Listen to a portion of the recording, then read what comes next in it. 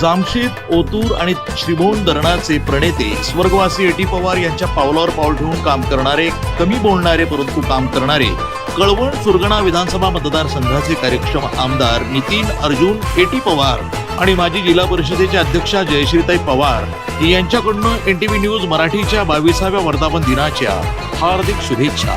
शुभेच्छुक आमदार नितीन अर्जुन एटी पवार, विधानसभा सदस्य, कळवण सुरगाणा विधानसभा मतदारसंघ.